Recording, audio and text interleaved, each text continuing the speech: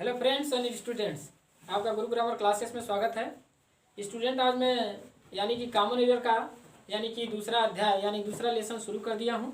यानी कि common error in the use of noun. Noun से अब एरर में क्या क्या किस प्रकार से एरर बन सकता है। मतलब यानी कि नाउन कहने में आसान है, लेकिन इसको जब कंसेप्ट या इसके जड़ पर जाएंगे तो वास्तव में ज़्यादा बड़ा चैप्टर होने लगता है। लेकिन उसको संक्षिप्त में हम समझाने की कोशिश करेंगे कि वास्तव में नाउन के पहले कैसा प्रयोग करना चाहिए और उसके साथ क्या क्या ग्रामेटिकल रूल्स हैं, उन नियमों का हमें ज़रूर फॉलो करना चाहिए। तो आइए, हमने इससे पहले कम समय ताकि लगे, इससे पहले जो है मैंने 2-4 एग्जाम्पल 3 एग्जाम्पल लिख दिया है, तो इसको देखेंगे ध्यान से। अब लिखा है हमने कि India is a big country, दूसरा the India is a big country, उस तीसरा है स्मॉल लेटर से India is a big country. तो इसमें से बहुत बच्चे काफ़ी समझ गए होंगे कि इसमें से पहला सेंटेंस हमारा राइट लग रहा है, जबकि अब दूसरा सेंटेंस क्या है, the India is a big country. ये सेंटेंस कुछ लोगों को सही लग रहा है, जबकि ग्रामेटिकल रूप से देखा जाए तो भी रॉन्ग है, लेकिन तीसरा जो है पूर्णतः 100% क्या है, रॉन्ग है। अब आते हैं इसके कंसेप्ट पे। हमने लिखा India is a big country, ये 100% सही है। पहले गलत देखिए, क्यों गलत है। द इंडिया यानी कि प्रॉपर नाउन के पहले किसी आर्टिकल्स का प्रयोग नहीं करते हैं। प्रॉपर नाउन वो भी कैसे, नेम ऑफ कंट्री। बहुत से ऐसे ताजमहल के पहले ताजमहल के पहले होता है, लेकिन नेम ऑफ कंट्री के पहले हम आर्टिकल द का प्रयोग किसी आर्टिकल्स का ए एंड द किसी का भी नहीं करते हैं। ठीक। अब तीसरा सेंटेंस क्यों गलत हुआ, तीसरा करा स्मॉल लेटर, यानी proper noun is never be written with small letter, always be written with capital letter. मतलब हमेशा ये कैपिटल लेटर से लिखा जाता है, और जबकि ऊपर वाला सेंटेंस में दोनों सही है, न तो आर्टिकल्स है न तो स्मॉल लेटर्स है। मतलब यानी कि India is a big country इस प्रकार से सही है। अब दूसरा कुछ एग्जांपल और हम दे रहे हैं आपको, ताकि वो भी देख लें कि कैसा है। जैसे हमने लिखा है एक एग्जांपल और, कि आप इसको लिखते रहिए, आप वीडियो को पॉज करके के उसको जूम करके देख सकते हैं, स्क्रीनशॉट लेकर दे सकते हैं। जो हमने पढ़ा बैक टू बैक देखिए, 2 बार 3 बार देखिए जब तक समझ में आए। अब जैसे हमने लिखा आई हैड नो रुपीज। अब दूसरा लिखा आई हैड नो मनी। अब इसमें से कौन सा सेंटेंस राइट है, कौन रॉन्ग है।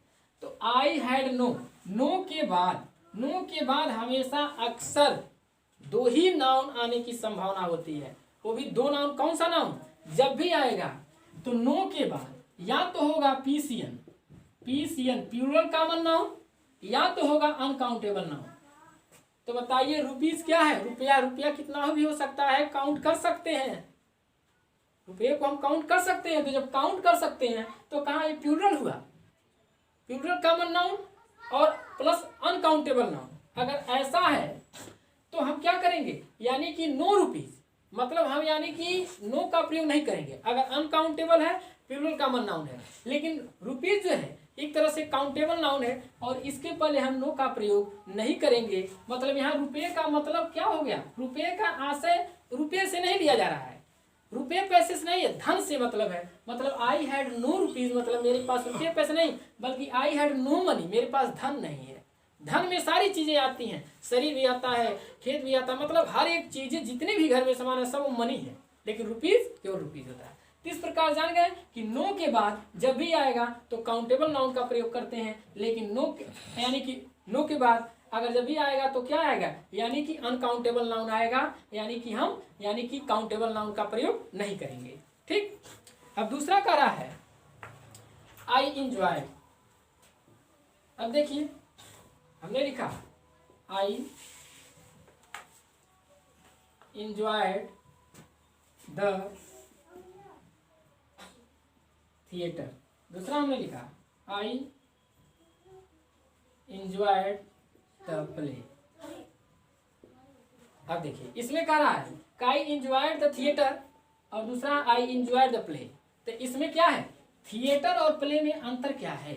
थिएटर मतलब उस चीज को कहते हैं, थिएटर उसको कहते हैं जिस घर में हम बैठ करके, जिस प्लेसेस में बैठ करके हम यानी प्ले को देखते हैं। तो बल्कि थिएटर नहीं देखते हैं, थिएटर का आनंद नहीं लेते हैं, बल्कि हम प्ले का आनंद लेते हैं। इसलिए ये सेंटेंस सही हो गया। मतलब क्या, करेक्ट नाउन का प्रयोग किए, यही कॉमन एरर है नाउन का। ठीक, दूसरा एग्जांपल देखिए, हमने लिखा,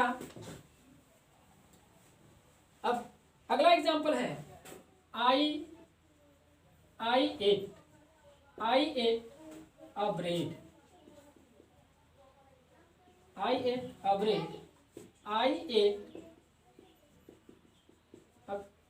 आई ate a piece of bread, I ate a piece of bread. अब इसमें से कौन राइट है? तो ऊपर वाला रॉन्ग है और नीचे वाला राइट है। अब ये देखिए, ब्रेड, कुछ लोग समझते होंगे कि ब्रेड काउंटेबल है, अब ब्रेड लग गया तो सही हो गया, वही तो गलत है। मतलब अ पीस ऑफ ब्रेड होगा, ये अनकाउंटेबल है। अनकाउंटेबल नाउन का सिंगुलर बनाने के लिए a piece of, two piece of, an item of, ठीक ना, यानी कि ये पीस ऑफ, इस प्रकार से लोब्स ऑफ आप कर सकते हैं। आप उसको किताब में देखिए, किसी भी बुक्स में, ग्रामर के बुक्स में देखेंगे कि जो अनकाउंटेबल है वो हमेशा उसको आप सिंगुलर कॉमन नाउन बनाने के लिए उससे पहले कुछ लिंक है, कुछ जोड़ना पड़ेगा। जैसे एन आइटम होता है, अ पीस होता है, अ लोब्स होता है, मतलब ऐसे कुछ शब्द हैं कि उसको हम जोड़ सकते हैं। ठीक, तो यानी कि ब्रेड क्या हमारा अनकाउंटेबल है, इसको काउंटेबल बनाने के लिए अ पीस ऑफ ब्रेड। अब मैंने एक रोटी खाया, आई एट अ ब्रेड, कुछ लोग कह देते गलत हो जाएगा।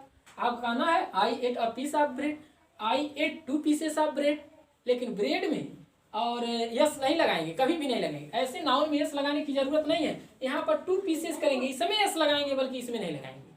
ठीक, इस प्रकार से अगला एग्जांपल देखते हैं।